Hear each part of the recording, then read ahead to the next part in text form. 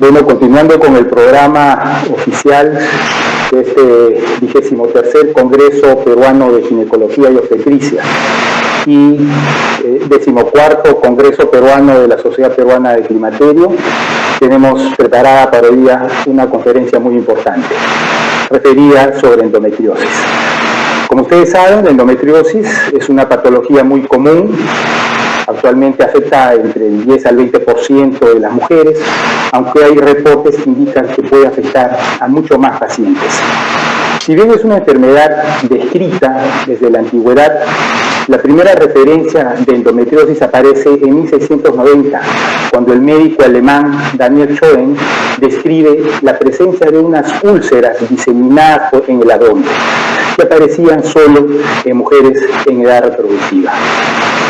La primera mención con el término de endometriosis la hizo el patólogo alemán Friedrich von Recklinghausen en 1885 y posteriormente, en 1921, ya John Sampson, ginecólogo norteamericano, inicia sus publicaciones sobre endometriosis.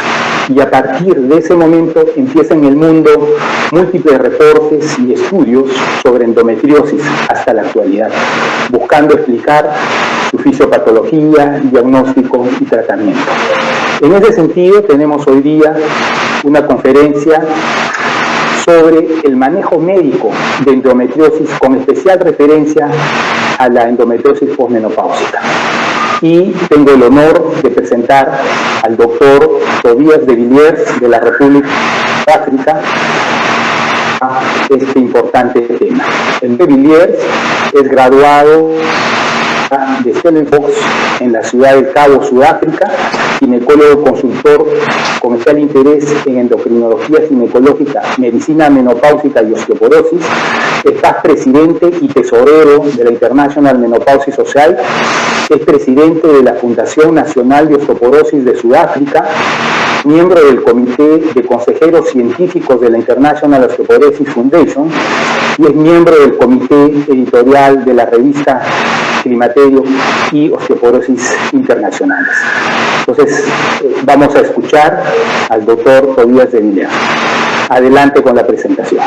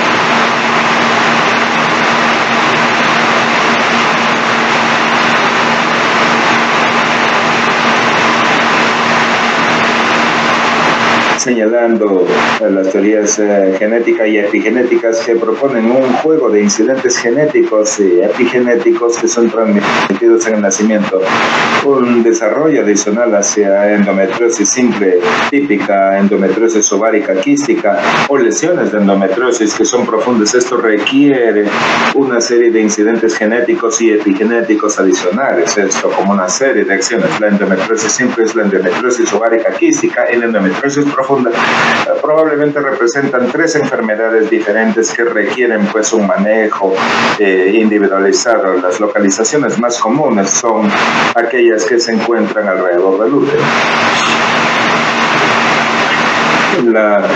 El ESRE se considera que el diagnóstico de endometriosis es en la presencia de periodos menstruales dolorosos, dolor pélvico no cíclico, dispareunia profunda, infertilidad, fatiga y síntomas no ginecológicos cíclicos en mujeres de edad reproductiva, tales como disuria, hematuria, sangrado rectal o dolor en los hombros.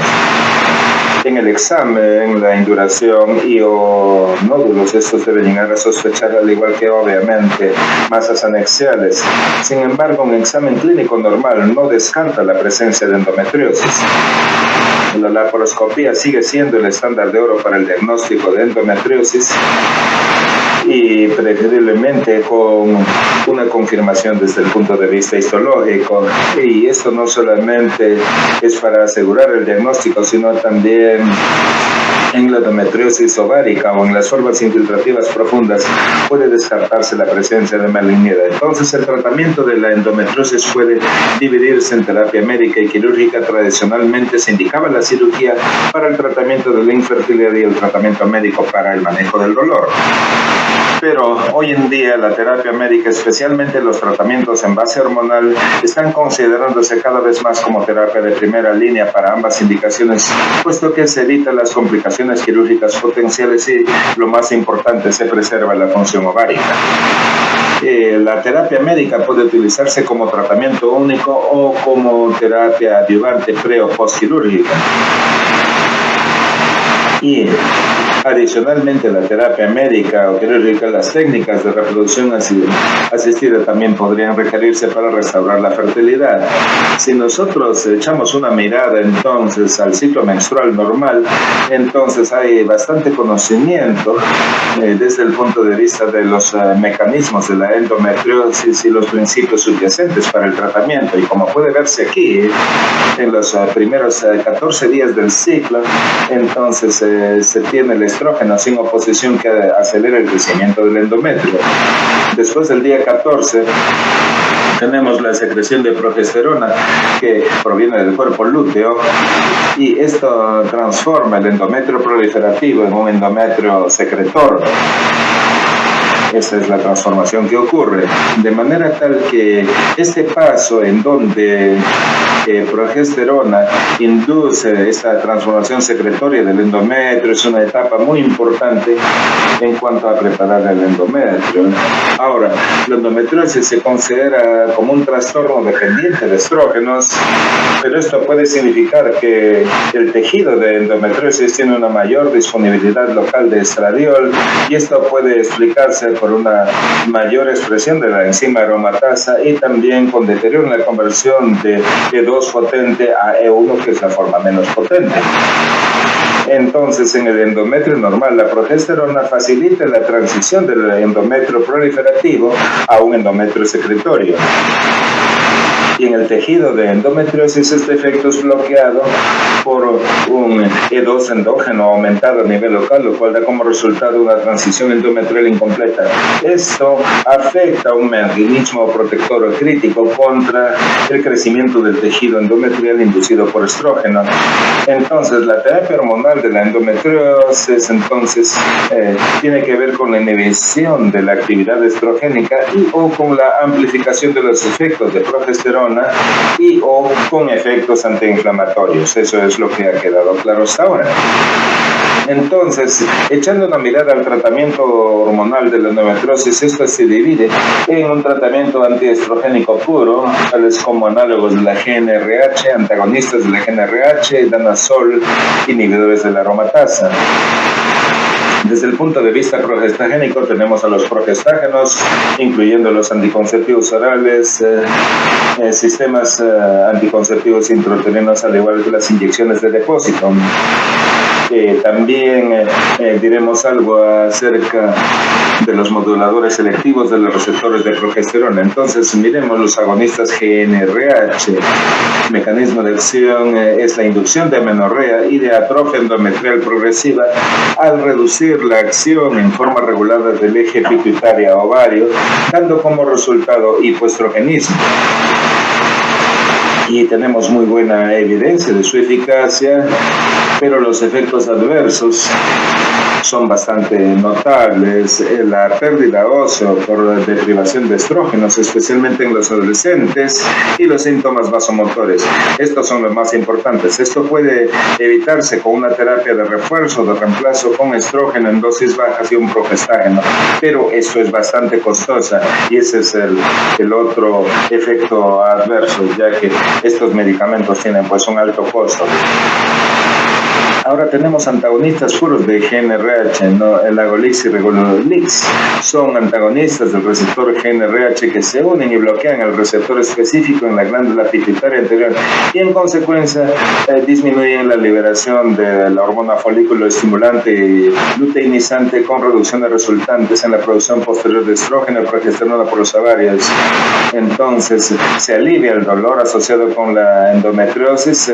El Agolix está aprobado para eso en los Estados Unidos y Relagolix está en estudios en fase 3 en pleno desarrollo. Hay efectos colaterales como el estado hipoestrogénico y se requiere una terapia de refuerzo. No hay embochornos y entonces podría, insisto, requerirse esta terapia de reemplazo y los costos son muy elevados. Danazol, derivado de 17-alfa-etiniltestosterona, no se usa comúnmente hoy en día. Sí, tiene efecto para el dolor, pero tiene efectos colaterales androgénicos. Los inhibidores de la aromatasa no son una forma común para tratar la endometriosis, pero la actividad de la aromatasa que está sobreexpresada en el tejido endometrial es considerada como un elemento clave en la endometriosis y esto lleva a una mayor actividad de estrógeno por la conversión de andrógenos a estrona. Y es sabido que estos inhibidores de aromatasa de tercera generación, tales como anastrozol, letrozol y exemestano, son ampliamente utilizados en el tratamiento del cáncer de mama y son muy efectivos, pero en el momento actual esto está reservado para los casos resistentes de endometriosis, en los cuales alguna malignidad pudiera estar presente. Entonces, si nosotros echamos una mirada a los agentes progestogénicos como parte del espectro terapéutico, entonces vemos que los efectos de progesterona son mediados por receptores intracelulares de progesterona, PR, el A y el B. Y los progestágenos también tienen un efecto antiestrogénico a nivel central. La resistencia a progesterona es una de las causas posibles de la endometriosis. Y los progestágenos, antiprogestágenos y moduladores selectivos de los receptores de progesterona son drogas que reducen la resistencia a progesterona en la endometriosis mediante una acción directa sobre los receptores de progesterona. Y la terapia con progestágenos también tiene un efecto antiinflamatorio marcado, el cual puede ser bastante importante en términos del manejo del dolor. Entonces, los progestágenos son un grupo de drogas que comparten características comunes en el hecho de que todos estimulan a los receptores de progesterona. La forma de ocurrencia natural de progesterona está disponible como una preparación para la vía oral, la cual antes no estaba disponible, y tenemos todas las demás formas de progesterona con drogas de origen sintético que no se producen en forma natural en el organismo. La primera es dihidrogesterona, una retroprogesterona que es muy similar a progesterona y que se origina de la misma fuente. También tenemos un derivado de espironolactona, en este caso trospirenona, y tenemos derivados de progesterona y derivados de testosterona. Los principalmente utilizados en la endometriosis son la dihidrogesterona, levonorgestrel y, por cierto, tainogest. Ahora, no todas las progestágenas son iguales, no todas las progesteronas son iguales, estimulan a los receptores de progesterona en mayor o menor magnitud y se les define de acuerdo con su acción antiandrogénica o androgénica. Hay efectos mineralocorticoides, al igual que glucocorticoides, y también hay efectos estrogénicos y antiestrogénicos. Dinogest es el progestágeno más comúnmente utilizado en la endometriosis en el mundo actual. Es un derivado de C10-nortestosterona que se une al receptor de progesterona y al tomarse continuamente inhibe la secreción sistémica de gonadotropinas y tiene efectos antiinflamatorios y antiproliferativos locales en las lesiones de endometriosis. En consecuencia, mejora la resistencia a progesterona en la expresión endometriósica de los receptores A y B para estos compuestos. La dosis recomendada es 2 miligramos por día por la vía oral y se ha demostrado que es efectiva en controlar el dolor pélvico relacionado con la endometriosis, tal como dismenorrea, dolor premenstrual y la infiltración endometriósica profunda asociada con el dolor. Y se ha demostrado que es tan efectivo como los agonistas de la GnRH, pero con un mejor perfil de efectos colaterales. Los principales efectos colaterales de Dinogest son las irregularidades en el sangrado y el efecto deleterio en la densidad mineral ósea, pero esto es básicamente confinado al primer año de tratamiento y en las mujeres más jóvenes. Afortunadamente, la endometriosis no ocurre en las mujeres más jóvenes, pero puede bajo ciertas circunstancias. La otra ventaja de Dinogest es que es una droga muy bien investigada y hay artículos recientes al respecto en el contexto de la endometriosis. El segundo progestágeno que voy a describir es dihidrogesterona, el cual es una retroprogesterona, un estereoisómero de progesterona con un enlace doble adicional entre los carbonos 6 y 7. La dihidrogesterona es delineada por la luz de la misma fuente natural de la progesterona, la cual es un derivado de un componente mexicano. La dihidrogesterona se une en una forma altamente selectiva al receptor de progesterona, dando como resultado un mínimo de efectos colaterales. Es un progestágeno único en su género, no tiene efectos estrogénicos, androgénicos o glucocorticoides, no inhibe la ovulación administrada en las dosis normales, a diferencia de Dinogest, y el potencial antiandrogénico de la dihidrogesterona es menos pronunciado en comparación con la progesterona natural. Entonces, la dihidrogesterona no suprime la ovulación y en consecuencia puede prescribirse a las mujeres que están planeando salir embarazadas y también favorece la tasa de éxito de los embarazos. La dihidrogesterona es efectiva en reducir el riesgo de pérdidas del embarazo esporádicas y recurrente, y esto es significativo puesto que la endometriosis está asociada con un mayor riesgo de abortos espontáneos y Dinogest está contraindicado en el embarazo. La dosis es 20 a 30 miligramos por día por la vía oral en forma continua o cíclica entre los días 5 y 25 del ciclo menstrual. Alivia el dolor pélvico asociado con la endometriosis y da como resultado la regresión de las lesiones de endometriosis, y está registrado para utilizarse en la endometriosis en muchos países. Dihidrogesterona en combinación con valerato de estradiol puede utilizarse como terapia de refuerzo y reemplazo en la terapia con GnRH, con análogos de GnRH. Ahora vamos a la forma común de tratar la endometriosis en muchos países, los anticonceptivos orales combinados, pero falta evidencia sólida de estudios clínicos que sostenga o sustente el uso fuera de las indicaciones de los anticonceptivos orales. La base racional para este uso ha sido cuestionada, ya que se da una dosis mayor que la fisiológica de estrógeno, pero mantiene el desequilibrio existente de estrógenos y progesterona y más bien pudiera estimular la enfermedad. El uso de anticonceptivos orales ha sido estudiado, indicando la asociación entre el uso anterior de anticonceptivos orales para la dismenorrea primaria y severa y la confirmación quirúrgica de la endometriosis, particularmente de la forma infiltrativa profunda. El levonorgestrel levonorgestrol en sistemas de anticonceptivos intrauterinos revela 0.02 miligramos de levonorgestrol por día por 5 años. La mayoría de los pacientes no van a estar debido al efecto local en el endometrio con el alivio de la dismenorrea. A pesar de la pequeña captación sistémica del NG, hay efectos antiproliferativos en el endometrio ectópico y se ha demostrado que es efectivo para el alivio del dolor pélvico asociado con la endometriosis y con el dolor asociado con la endometriosis rectovaginal. No suprime la ovulación y en consecuencia no tiene efectos colaterales hipoestrogénicos.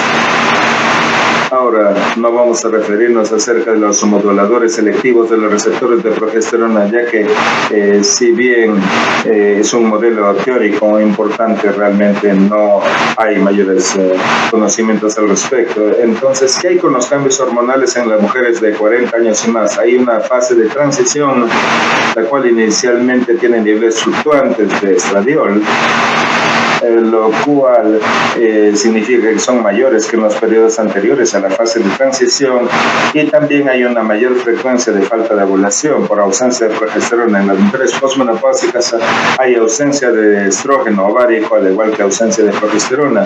Entonces es justo esperar que la endometriosis va a mejorar y aún puede desaparecer en los años posteriores a los 40, pero desafortunadamente no siempre esto es el caso. La endometriosis después de la menopausia puede entonces mantenerse durante este tiempo prolongado, pero es mucho menos común que la endometriosis premenopáusica. La enfermedad está presente en volúmenes más pequeños y es menos activa, y los síntomas típicos son dolor pélvico y dispareunia. Se necesita la laparoscopía para el diagnóstico y a menudo está asociada con condiciones autoinmunes tales como hipotiroidismo, artritis reumatoide o lupus. El problema grande aquí puede ser la transformación maligna. Esto fue descrito originalmente en 1925 con una incidencia estimada de 1%. El riesgo entonces es mayor que en la endometriosis premenopáusica, especialmente en la presencia de endometriosis ovárica. Y el tratamiento de la endometriosis después de la menopausia tiene que ver con dos preguntas. Primero, responde menos a la terapia hormonal que la endometriosis premenopáusica, y podría haber indicación para la cirugía. La terapia con inhibidores de aromatasa es promisoria. En este contexto, pero podría tener un efecto deleterio en la masa. La cirugía con un estudio histológico a menudo se requiere. Si se requiere una terapia de reemplazo hormonal en la menopausia, en estas pacientes con endometriosis o que han tenido endometriosis previamente, puede utilizarse una terapia hormonal menopáusica en oposición para reducir el riesgo de reactivación o de transformación maligna, y lo mejor utilizar el progestágeno más natural para reducir el riesgo para el desarrollo de cáncer de mama. Entonces, en resumen, la endometriosis es una enfermedad crónica e incurable que se presenta con dolor e infertilidad en un 2 a 10% de las mujeres en edad reproductiva. La menstruación retrógrada en las mujeres susceptibles todavía sigue siendo la teoría más común en cuanto a su patogénesis. La terapia médica, especialmente los tratamientos hormonales, se están considerando cada vez más como terapia de primera línea en lugar de la cirugía. La endometriosis es una condición dependiente de los estrógenos y los progestágenos promueven una transformación secretoria. La terapia hormonal de la endometriosis favorece la inhibición de la actividad estrogénica y o la amplificación de los efectos de la progesterona y o los efectos antiinflamatorios. Las terapias médicas de primera línea son el uso de progestágenos, análogos de la GnRH o antagonistas de la GnRH. Y les agradezco muchísimo por su atención. Muchas gracias. Yo creo que vamos a proceder y el primer tema sería